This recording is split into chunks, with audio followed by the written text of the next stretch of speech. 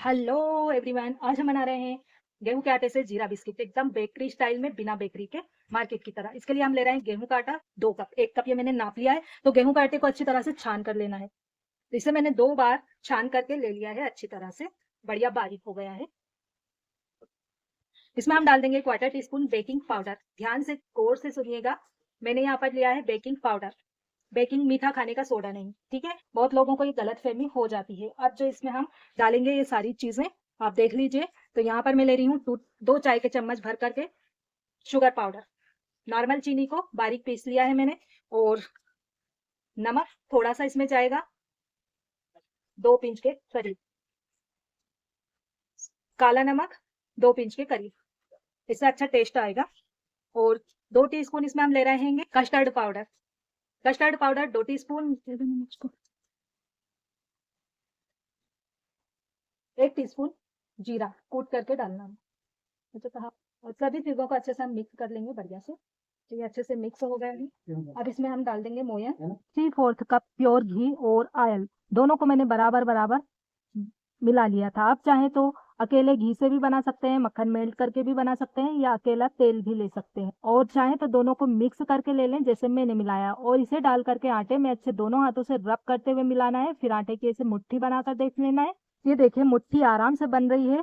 ये मोयन का एक परफेक्ट साइन है, मोयन इसमें परफेक्ट है। अब हमें थोड़ा पानी लेना है, नॉर्मल टेम्परेचर पर रखा हुआ, थोड़ा थोड़ा सा पानी डालते हुए इसका डो लगाएंगे। इन बिस्किट को हम बिना ओवन के बनाएंगे, तो इसे हम पानी से गूंथ रहे हैं। और यहाँ मैं आधा कप से भी कम पानी इसमें यूज करूंगी। और मोयन जो है, अगर आप इसे बेक्ड बना रहे हैं तो बेक्ड चीजों में जो है मोयन ज्यादा ही जाता है। और इसे गूंथते वक्त आप 3 से 4 टीस्पून दूध का यूज कर सकते हैं। और तो आधा कप से भी कम पानी जो है यूज हुआ है यहाँ पर मेरा। इसी तरह के बिस्किट, खस्ता और सलोनी की कई रेसिपी मैं अपलोड कर चुकी हूँ पहले भी। आप मेरे चैनल पर उसे विजिट करके चेकआउट कर सकते हैं। और आई बटन पर भी मैं इसका लिंक आपको दे दूंगी, यहाँ से भी आप इसे चेकआउट कर सकते हैं। तो ये देखिए मैंने इसे गूंद कर रख लिया है, बढ़िया टाइट डो लगा लिया है ये अच्छी तरह से। और अब इसे हम कवर करके और रख देंगे 10 मिनट के लिए सेट होने के लिए। और देखिए आटे को रखे हुए 10 मिनट हो गया है और ये अच्छे से सेट हो गया है आटा। अब इस आटे को हम 3 बराबर बराबर हिस्सों में बांट लेंगे। अब इसमें से एक हिस्सा लेंगे, बाकी के 2 हिस्से को हम कवर करके रखेंगे और एक हिस्से की हम बड़ी लोई बनाकर तैयार करेंगे। देखिए लोई बनकर तैयार हो गई। अब इसे हम बेलने से बेल लेंगे सभी तरफ एक सी मोटाई में। और इसे बेलने के बाद हम यहाँ पर ले रहे हैं 1 टीस्पून जीरा।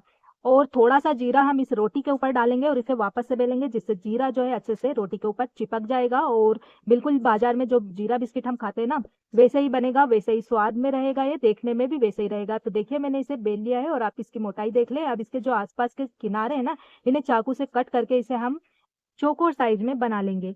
और फिर इसे हम जिस तरह से बाजार में चौकोर और हल्के से लंबे जीरा बिस्किट मिलते हैं ना, सेम उसी साइज में इसे चाकू से कट कर लेंगे। तो ये चौकोर जो बेस है हमारा रोटी का मिल गया है। आसपास की जो कतरन है इसे दूसरी लोई में मिला करके बेल लीजिए। तो इसे मैं 1-1 इंच की मोटाई में कट कर लेती हूँ लंबे पीस में, देखिए इस तरह से। अब इसे हम हल्की सी लंबाई ले हुए थोड़े से चौकोर पीसेस में कट करेंगे। देखिए इस तरह से आप शेप जो है अपने मन पसंद से इसे गोल बना सकते हैं, मेरी तरह से इस तरह भी बना सकते हैं। और इस तरह से सभी लोई को बेल करके और इसके जीरा बिस्किट कट करके आप एक प्लेट में रखते जाएं। तो यहाँ पर मैंने इसे बनाकर रख लिया है। और फिर इसे कट करने के बाद आप क्या करें कि एक कांटा ले लें और कांटे की मदद से इसे अच्छे से प्रिक कर लें। ऐसा इसलिए करेंगे कि जब इसे हम बेक करते हैं या फिर फ्राई करते हैं ना, तो ये अंदर से कच्चे नहीं रहते हैं, बहुत ही अच्छी तरह से बनते हैं। तो देखिए इस तरह से सभी को प्रिक करके रख लीजिए। अब बिना बेकरी के हम इसे कैसे बनाएंगे वो भी बताते हैं। बिना ओवन के कढ़ाई में फ्राई करके बनाएंगे बिस्किट। मीडियम आंच पर हमें मीडियम तेल गरम करना है।